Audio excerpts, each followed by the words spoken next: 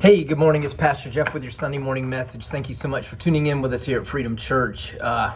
Some of you have heard bits and pieces of the trip the Gatlins took overseas a few years back. There are certain parts that stick out in our heads, right?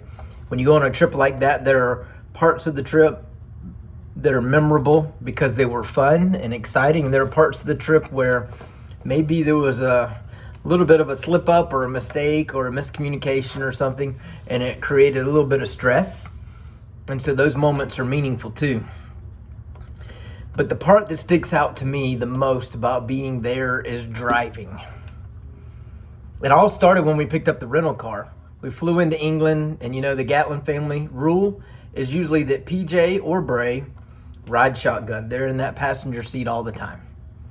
So I unlocked the doors as we're walking to the car because we just left America, and now we're in an airport in England. So I walked to the left side of the car. She walked to the right side of the car. I unlocked the door. Bray opens her door first and goes, "Hey, Jeff, they put the steering wheel on the wrong side." and I kind of laughed, and I thought, you know what? They did.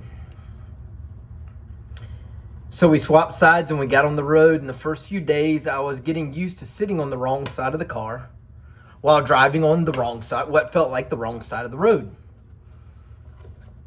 It was not what we were accustomed to in America. It felt like every time I went to make a turn, I would look the wrong way because traffic was coming from the other direction because I was turning to go the other direction. And it took a lot of getting used to. And I don't stress out very often. It's very rare that my stress levels are up, but I felt myself stressing over whether I was in the correct lane, whether I was turning the correct way. Driving on the wrong side of the car came quick. I got used to it, but just being on the wrong side of the road. Well, we were driving along and we were getting ready to head into another country. And as we were driving, we were trying to figure out, like on the GPS, it looked like there was a bridge, but there wasn't a bridge. And we kind of made this turn and we went into a garage, like a big, huge warehouse. And people from customs walked out and started checking our car. And I was like, where are we at? What are we doing? And they're like, all right, you can drive forward now. And so we were entering a ferry. And so we were taking a ferry across the water into the next country. We were so stressed out.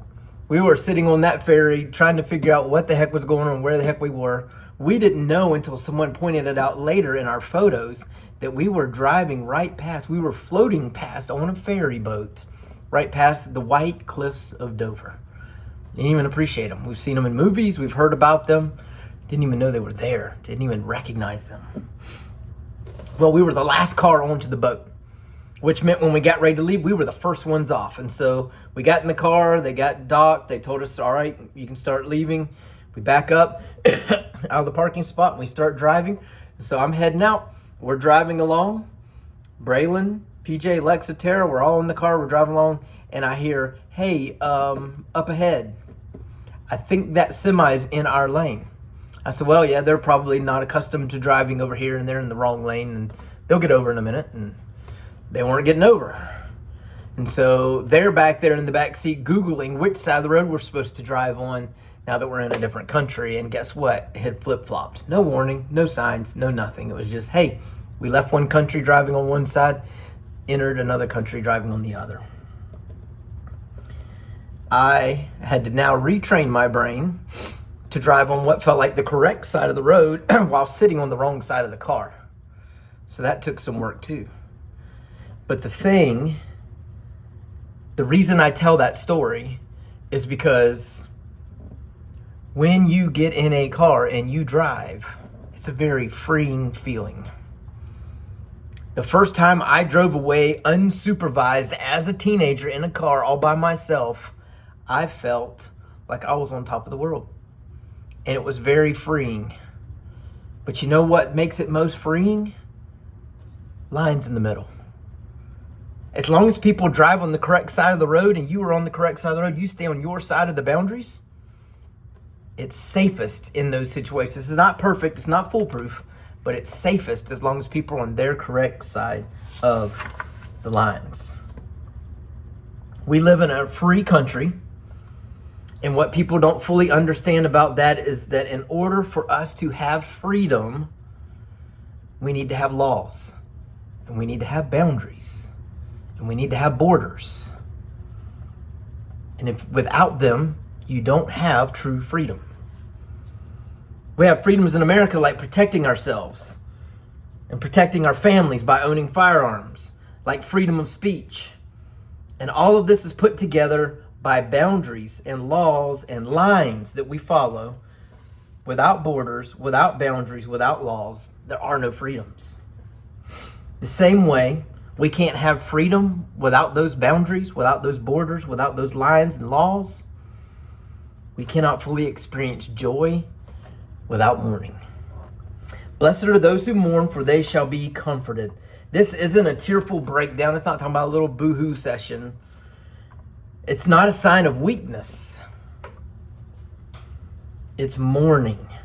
And true mourning is carrying your grief directly to God, because you cannot cut grief out of your life. If you try to hide from grief, if you try to cut it out and eliminate it completely, you'll never find true joy. You can't have true joy without mourning, because joy is much deeper than happiness. Psalm 30 verse 5 says, "For his anger is but for a moment, and his favor is for a lifetime. Weeping may tarry for the night, but joy comes in the morning." In some sense, in this verse, the psalmist is telling us the joy that comes in the morning wasn't there in the evening because there was weeping.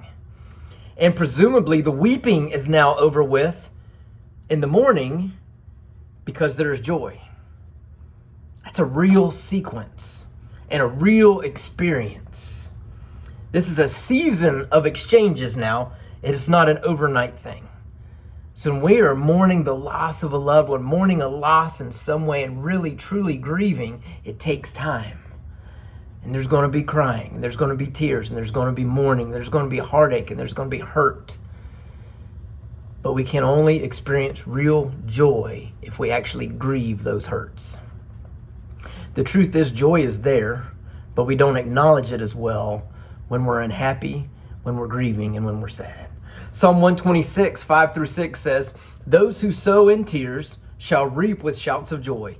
He who goes without weeping, bearing the seed for sowing, shall come home with shouts of joy, bringing his sheaves with him." This picture is a picture of a farmer who is weeping while he sows his seed, and then at harvest there are shouts of joy. If we're being honest, I think farmers thoroughly enjoy the harvest, because they get to see the fruits of all of their hard work, of all of their labor year round. They work year round. They don't just plant and hang out and wait and water and that. No, that land is worked on the entire year. And seeing the harvest is the most exciting part.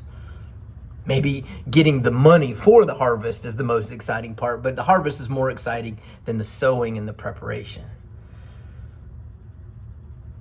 The sowing is a necessary evil. And for us, mourning is a necessary part of joy. It's a necessary piece of joy. John 16, 20-22, Jesus says, "Truly, truly, I say to you, you will weep and lament, but the world will rejoice. You will be sorrowful, but your sorrow will turn into joy. When a woman is giving birth, she has sorrow because her hour has come.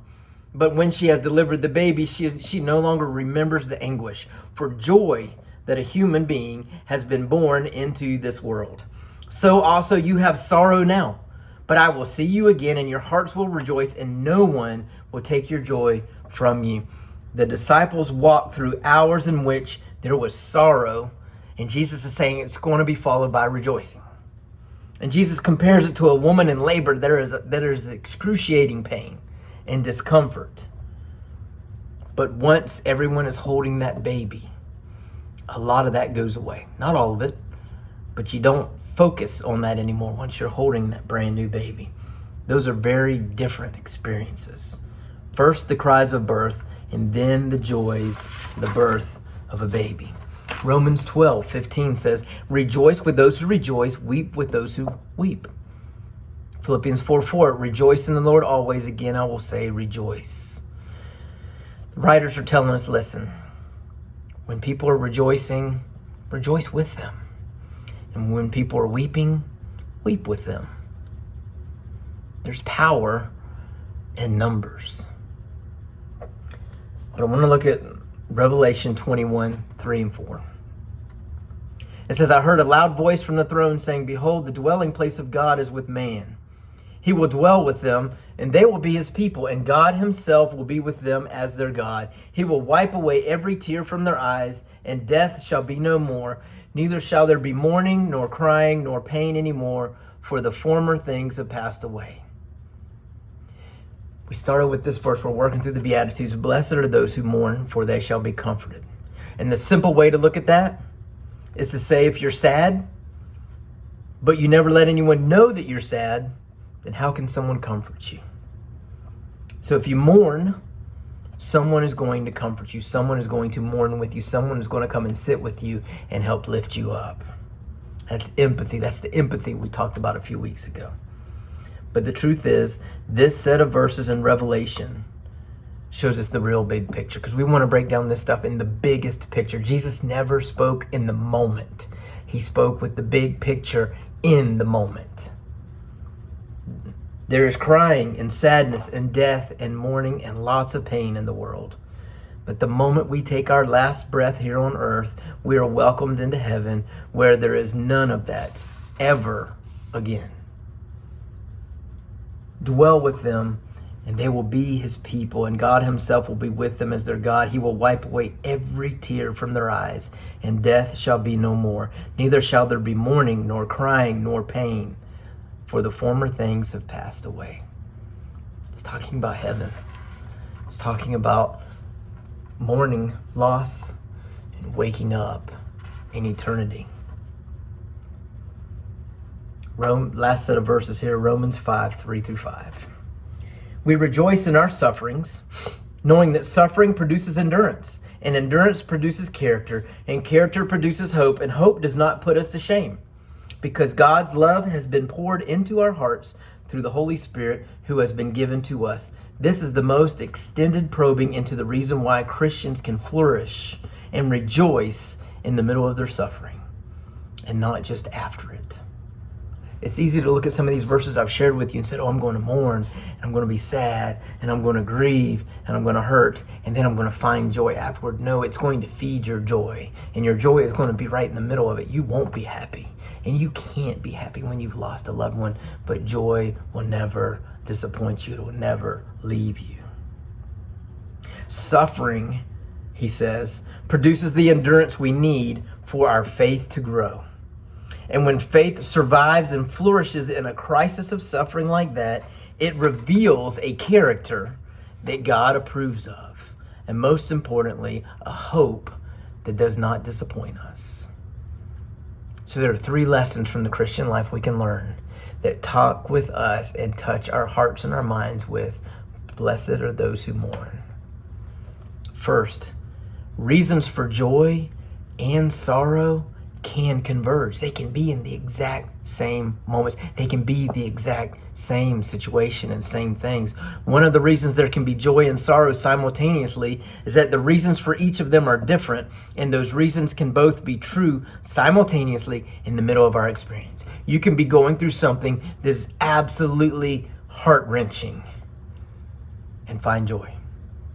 Secondly, pain and joy are grounded on different realities. When we talked about it in Revelation 21, verse 4, he will wipe away every tear from their eyes, and death shall be no more. Neither shall there be mourning, nor crying, nor pain anymore, for the former things have passed away. Pain and loss hurt. And hurt brings physical weeping and emotional sorrow. That's what pain is. Pain is what causes weeping and causes sorrow. Christian joy does not mean we don't feel pain. And when we feel it, the tears are still going to come. We don't decide for them to come. They come.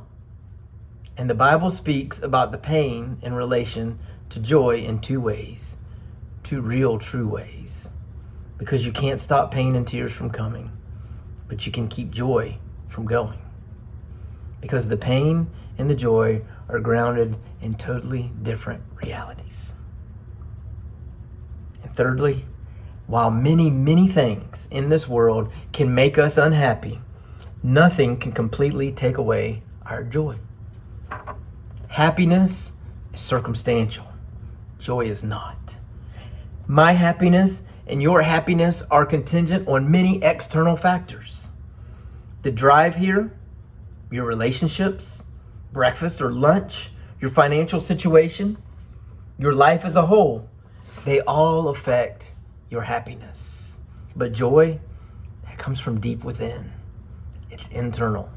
It's not affected by anything external. Happiness is seeing life as if we are a drain and we are taking in everything, and eventually the good isn't coming our way and it dries up for a bit. Joy is seeing life as if we are a fountain and joy is springing out of us even when the hurts are coming. Here's the truth about mourning. Mourning is the physical and mental and emotional release of pain. When we grieve, we heal. When we avoid grieving, we make ourselves sick. Grieving is experiencing a major loss. And when we lose a loved one, when we experience major loss, it's as if we pick up a stone and we carry it. That stone over time doesn't get any smaller, it doesn't go away, and it doesn't get lighter. But as we grow as believers, God grows us. And as we mourn, that stone becomes lighter and lighter because we slowly release parts of it to God. You will never put that stone down. You won't throw it. As humans, we just aren't wired that way. But God will make sure it gets a little bit lighter every day, and your joy is fed and your grief is not. Blessed are those who mourn, for they shall be comforted. Have a great day and God bless.